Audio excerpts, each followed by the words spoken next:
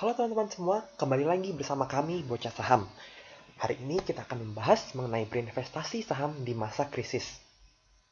Nah, kita tahu sekarang bahwa sedang terjadi krisis kesehatan, yaitu Global Pandemic of COVID-19, di mana krisis kesehatan ini juga berdampak pada krisis ekonomi, yang mungkin juga akan menimbulkan krisis sosial maupun krisis keuangan jika krisis ini terus berlangsung dalam jangka panjang.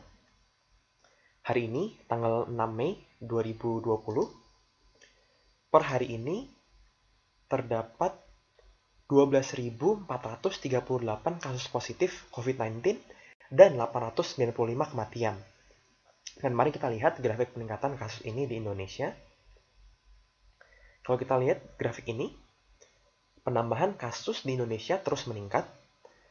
Kemarin tanggal 5 Mei 2020, dalam sehari ada penambahan 484 kasus dalam sehari. Dan ini trennya penambahan kasus setiap harinya terus meningkat. Dan mungkin kita belum mencapai puncak penyebaran kasus COVID-19 ini.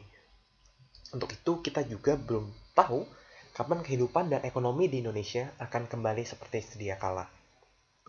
Dan kita tahu juga bahwa Indonesia habis merilis data ekonomi kuartal pertama, bahwa pertumbuhan ekonomi Indonesia di kuartal 1 hanya tumbuh sebesar 2,97%. Dibandingkan dengan kuartal 1 tahun 2019, pada kuartal 1 2019, ekonomi kita bertumbuh 5,01%. Jadi ini penurunan yang cukup lumayan. Dan mungkin saja pada kuartal 2 dan kuartal 3 tahun ini kita pun pertumbuhan ekonomi kita akan terus menurun, mungkin bisa 0 ataupun bisa sampai resesi negatif. Namun beberapa data memang mengindikasikan bahwa kita kemungkinan masih bisa bertahan dalam teritori positif pertumbuhan ekonomi kita.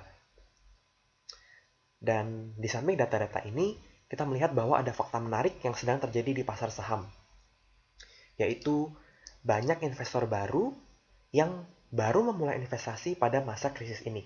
Kita lihat, ini data dari Instagram Indonesia Stock Exchange, bahwa pertumbuhan investor baru dari awal tahun sampai bulan ini, year to date, sebesar 8%. Wow, ini angka yang sangat besar. Jumlah investor baru bertambah 8% hanya dalam 4 bulan pertama di awal tahun 2020 ini. Padahal pada tahun ini, dari awal tahun sampai sekarang, ekonomi terus memburuk, pasar saham jatuh. Namun kita lihat pertumbuhan investor sebesar 8% dalam 4 bulan pertama ini. Nah, sesuai judul video ini, yaitu double rugi investasi saham di masa krisis jika belum paham hal ini. Nah, kemungkinan besar para investor baru tersebut akan rugi besar jika belum paham mengenai beberapa hal yang akan kami jelaskan. Apa saja hal tersebut? Mari kita bahas bersama-sama. Yang pertama adalah terjadi penurunan transaksi saham tahun ini dibandingkan dengan total transaksi saham tahun lalu. Kita lihat salah satu broker terbesar, yaitu broker retail terbesar di Indonesia, yaitu Mirae Asset Sekuritas. Pada 3 bulan pertama tahun 2019, tanggal 1 Januari sampai tanggal 31 Maret, 3 bulan pertama, total transaksi sebesar 54 triliun. Oke, kita bandingkan dengan total transaksi pada 3 bulan pertama tahun 2020. 1 Januari 2020 sampai 31 Maret 2020. Oke. Kita lihat YP total transaksi 41 triliun. Nah, kita melihat penurunan dari 3 bulan pertama tahun lalu, yaitu total transaksi sebesar 54 triliun, sedangkan 3 bulan pertama tahun ini hanya 41 triliun. Nah, ini menunjukkan total penurunan transaksi sebesar kurang lebih 20% lebih. Nah, hal ini dapat menjelaskan mengapa akhir-akhir ini banyak sekali program-program edukasi atau program-program lainnya yang mengajak orang-orang baru untuk berinvestasi saham di masa krisis ini. Nah, untuk apa? Salah satunya yaitu untuk meningkatkan kembali nilai transaksi broker-broker retail ini. Karena mereka mendapatkan komisi dari setiap transaksi yang terjadi. Jika nilai transaksi menurun, maka pendapatan broker-broker ini pun menurun. Tidak heran ada banyak sekali promo yang dilakukan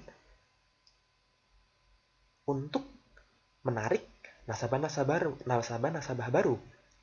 Ada juga lomba-lomba trading dengan berbagai macam hadiah, berbagai macam hal dilakukan untuk salah satunya meningkatkan nilai transaksi broker, dan itu mereka juga mendapatkan pendapatan dari komisi transaksi yang terjadi. Namun kita bisa bayangkan jika banyak investor baru tersebut terjebak oleh berbagai iming-iming untung cepat dan akhirnya memutuskan untuk berinvestasi saham padahal belum memiliki pengetahuan yang cukup untuk terjun ke market. Apalagi di tengah kondisi market yang saat ini sangat volatil dan tidak menentu, bisa-bisa mereka mengalami double rugi. Kita lihat market sangat volatil, bisa naik dengan cepat, bisa turun dengan cepat, dan kita lebih sulit memprediksinya dibanding dengan kondisi seperti biasa. Dan ini juga kita masih mengalami sideways, jadi dalam sehari bisa saja tiba-tiba naik, bisa saja tiba-tiba turun. Oke, kemudian poin kedua yang harus dipahami adalah psikologi trading. Ya, para investor baru yang baru mulai berinvestasi pada masa krisis ini kemungkinan memulai trading dalam kondisi terburu-buru dan belum mempersiapkan diri dengan pengetahuan yang cukup. Ketika mereka membeli saham dan besoknya saham itu naik atau turun dengan dalam, maka keadaan psikologis mereka belum siap dengan untung besar atau rugi besar yang bisa mereka alami.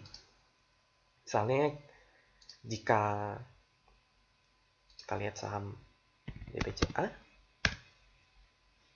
jika saham yang mereka beli tiba-tiba untung besar, maka mereka akan menjadi sangat percaya diri dan yakin bahwa mereka sudah bisa trading dengan benar, padahal belum tentu. Begitu pula ketika mereka rugi besar, tiba-tiba turun dalam, mereka mungkin belum siap untuk melihat kerugian yang begitu besar dalam satu hari atau dalam waktu yang sangat singkat. Sehingga hal ini bisa membuat mereka kapok maupun putus asa. Jadi, selain pengetahuan yang cukup mengenai berinvestasi saham, mental dan keadaan psikologi juga harus disiapkan dengan baik sebelum seorang trader atau investor benar-benar berinvestasi di pasar modal atau pasar saham. Itu poin yang kedua. Poin yang ketiga adalah uang yang digunakan untuk trading.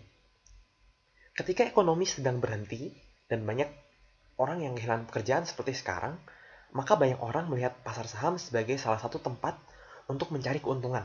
Karena pasar saham terus buka, walaupun ekonomi berhenti, tapi pasar saham masih terus berlangsung, perdagangan saham masih terus berlangsung setiap harinya. Dan banyak orang melihat ini sebagai tempat yang berpotensi untuk mencari keuntungan. Namun hal ini sering membuat banyak investor jatuh miskin. Kenapa?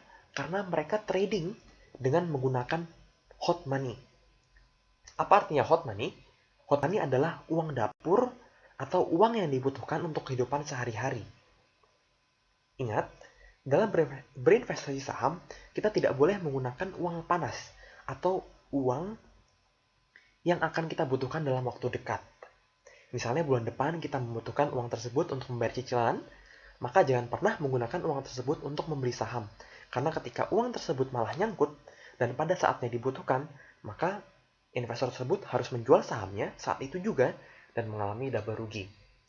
Misalnya, ketika kita trader baru tersebut berinvestasi pada ketika sahamnya naik, kemudian dalam 1-2 minggu ke depan mereka membutuhkan uang tersebut dan terpaksa mereka menjual dalam keadaan rugi karena mereka betul-betul membutuhkan uang tersebut.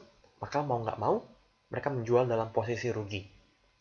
Dan ini yang sering kali membuat banyak trader atau investor rugi dalam waktu yang singkat. Karena mereka menggunakan uang yang akan dibutuhkan dalam waktu yang dekat. Oke, poin yang keempat adalah trading strategi atau strategi untuk berinvestasi saham. Dalam kondisi ideal, sebelum berinvestasi saham dengan real money atau dengan uang kita sesungguhnya, lebih baik untuk belajar trading dengan uang virtual terlebih dahulu. Misalnya dengan menggunakan aplikasi virtual, misalnya dengan Stockbit virtual trading atau dengan aplikasi-aplikasi broker lainnya yang menyediakan fasilitas untuk belajar trading dengan uang virtual terlebih dahulu. Ini sangat membantu para trader pemula untuk membiasakan diri dengan perdagangan dan mulai belajar dengan uang yang virtual. Sehingga ketika mereka mengalami keuntungan atau kerugian, ini tidak terlalu mempengaruhi psikologi mereka.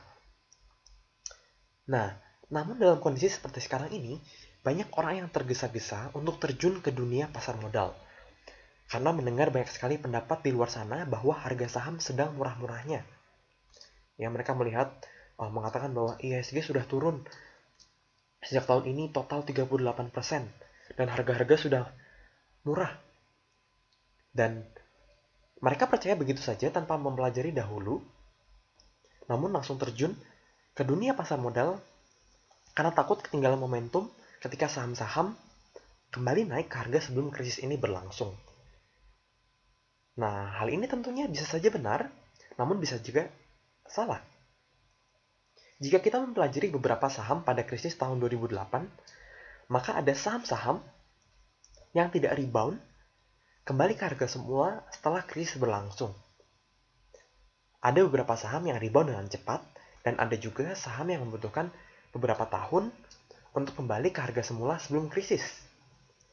Jadi bayangkan jika investor baru ini menginginkan keuntungan dengan cepat, dan mereka berharap harga murah dan mereka beli semua saham tanpa menganalisis dengan benar, maka mereka bisa saja nyangkut setahun 2 tahun. Dan jika mereka mengabaikan poin ketiga tadi dengan menggunakan hot money, maka mau nggak mau mereka akan melakukan cut loss karena mereka membutuhkan uang tersebut. Nah, jadi tanpa adanya pengetahuan yang cukup dan hanya begitu saja percaya dengan perkataan orang lain bahwa harga-harga saham sudah murah, maka kerugian sangat mungkin dialami oleh para investor atau trader yang baru. Dan kita juga belum tahu, bisa saja harga sekarang murah, ya bisa jadi, namun bisakah harga saham ini menjadi lebih murah? Hal itu sangat mungkin. Jadi itu dia 4 hal yang harus diketahui sebelum berinvestasi saham di masa krisis seperti sekarang ini. Mari kita bersama-sama belajar saham melalui channel ini, channel Bocah Saham, channel YouTube maupun channel Instagram, agar kita terhindar dari kerugian yang besar akibat pengetahuan yang kurang mengenai pasar modal. Demikian diskusi hari ini. Jangan lupa untuk like video ini, dan jika teman-teman memiliki pertanyaan atau opini yang berbeda, silahkan tuliskan dalam kolom komentar di bawah ini, serta subscribe channel Bocah Saham. Jangan lupa untuk nyalakan notifikasi kamu dengan klik tombol lonceng di sebelah tombol subscribe agar kamu jadi orang pertama untuk tahu video terbaru dari kami. Jangan lupa follow juga Instagram kami Bocah Saham untuk info-info terbaru serta live discussion dengan tim kami. Sampai jumpa di video berikutnya. Bye-bye.